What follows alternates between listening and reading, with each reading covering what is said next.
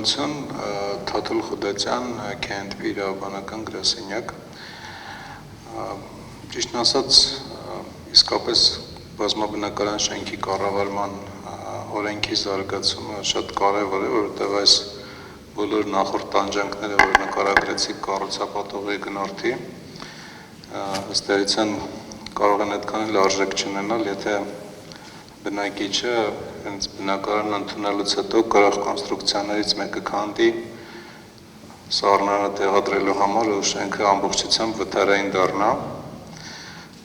այնպես որ բազմաբնակարան շենքի կառավարման մասին օրենքի զարգացումը կառուցապատման օրենսդրական մյուս նորմերի զարգացման հետ անհրաժեշտություն է։ Ընդհանրապես օրենքը զարգացում չի ապրել եւ ըստ էության սկզբնական իր տեսքով ընդհանրապես ստեղծվել է բնակարանների ուղղակի նվազագույն շահագործման կանոններն ու պայմանները ապահովելու համար եւ դրանից հետո զարգացում չի ապրել։ Օրենքից մի քանի թերություններ նշեմ, որպեսզի դուք պատկերացում կազմեք, թե ինչը ընդհանրապես կարգավորված չի։ Օրինակ, այսօր օրենքը հնարավորություն չի տալիս սեփական տների թաղամասերի կամ թաունհաուսներում համատիրություն ստեղծելու ու կառավարելու, որը ընդամենը միտող, եթե օրենքում ավելացնեն, արդեն սեփական տների կառավարման դաշտը կմտնի նորմալ օրենսդրական կարգավորման դաշտ, այդ նվազագույն փոփոխությամբ կարելի էր հասնել դրան։ Այսօր ցանկացած թաունհաուսի կամ սեփական տների թաղամասը որևէ կառավարման հնարավորություն չունի, միայն սպասարկման պայմանագրերով կարող են կառավարել։ Երկրորդը խնդիրներից մեկը, որ մինչև բնակիչները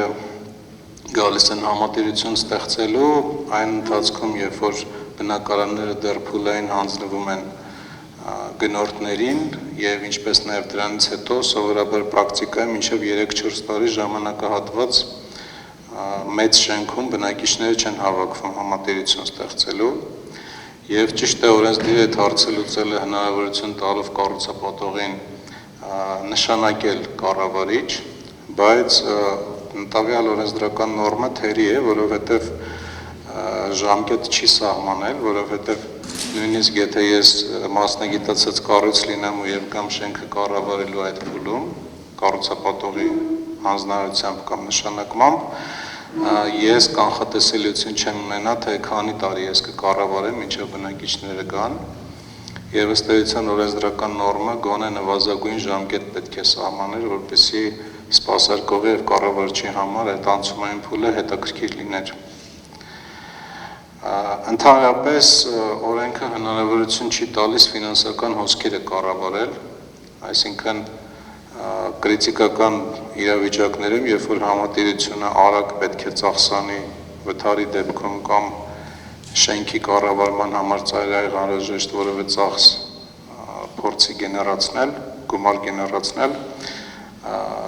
պահուստային ֆոնդի գաղափարը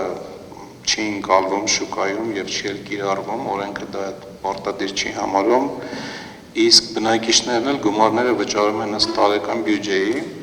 եւ անմիջապես գումար պահանջելու եւ կրիտիկական խնդիրները լուծելու մասով որևէ հնարավորություն չկա։ Այսինքն ֆինանսական ճկունությունը ընդհանրապես հաշվարկած չի։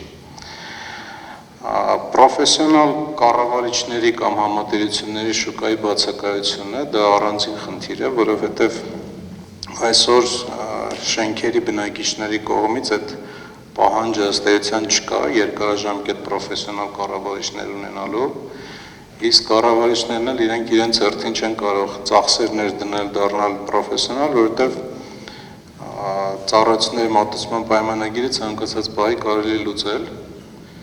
եւ համատիրությունը մի տարի կարող է պայմանագիր կնքել, մյուս տարի լուծել դա եւ ըստ էության կառավարիչը զրկվի իր պլանավորված, այսպես ասած, բիզնես պլանից ու ներդրումներից եւ շատ տարօրինակ խնդիր կա, որը ճիշտն ասած մինչեւ հիմա չի կարգավորվում, նախ շենքը գրանցելուց պարտադիր պետք է բոլոր կրող կոնստրուկցիաները առանձին գրանցում ստանան, դրանք պետք է արտացոլվեն կադաստրում եւ ակնհայտորեն համատիրությունները պետք է շատ հստակ գործիքներ ունենան, որպեսզի հետևեն, որ էական համակարգերին կամ գրող կոնստրուկցիաներին բնակիչները ընդհանրապես չվնասեն, երբ որ իրենք մտնում են շենք, ընդհանուր մինչև ես ենթադրում եմ, որ նույնիսկ գրական օրենսգրքում հստակ պետք է պատասխանատվություն լինի այդ դեպքերի համար, որովհետև այս պահին այդ դեպքը հերիք չի դժվար է բացահայտել, համատիրությունը սեփականատիրոջ տարածքում գործելու ուղղակի գործիքներ չունի, վերանորոգումը սահմանափակելու եւ վերանորոգմանը հետևելու էլի ուղղակի գործիքներ չունի միջամտելու եւ ըստ էության ցանկացած նոր վերանորոգում նորակառույց շենքում կարող է շենքը դարձնի վթարային։ Այս այն ընդհանուր կետերն են, ես չեմ խոսում ընդհանրապես, որ նոր համակարգեր, ասենք շենքը 20 տարի գոյություն ունի եւ ենթադրենք նոր համակարգեր են ուզում ներդնեն խելացի շենք, նոր ջեռուցման համակարգ, պանելային, ասենք արևային պանելներ եւ այլն, ընդհանրապես մեխանիզմներ չկան նոր ծախսեր հաստատելու, ճիշտ է, բյուջեով հնարավոր է սեփականատերերը մեծամասնությամբ դա հաստատեն, բայց օրենքում այդ մեխանիզմները հստակ գրված չեն, ցանկացած մյուս բնակիչ, որը չի ցանկանում վճարել, վիճարկում է այդ process-ները, այսինքն ինքը խանգարում է գումարներ չտրամադրելով, եւ դա ուղղակի մի մասը շուկայի հոգեբանական խնդիրներ են, մյուս մասը պրակտիկ կառավարիչների շուկայի բացակայությունն է, որը ըստ էության շատ քիչ են։ Հիմա դուք էլ որ ձեր շենքի համար ուզենաք գնաք շուկային պրոֆեսիոնալ կառավարիչ գտնեք, մեծ հավանականությամբ չեք էլ գտնի։ Ես ուղղակի անդրադարձա այն հիմնական հարցերին, բայց ընդհանուր գաղափարն այն է, որ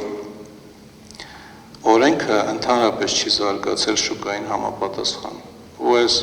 գեղեցիկ եւ թանկ շենքերը, որոնք ստեղծվում են, մինչև կառավարման համակարգերի հստակ օրենսդրական կարգավորումներ չլինեն,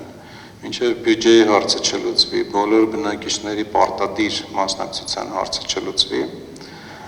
ցանկացած նորակառույց շենք մի քանի տարվա կտրվածքով իր գրավչությունը կարող է կորցնել վատ կառավարման պատճառով։ Այս ընդհանուր կարծիքն է, որը որ միևնույնն է արագ օրենսդրական փոփոխությունների անհրաժեշտություն է առաջացնում այդ բազմավարական շենքի կառավարման մասով։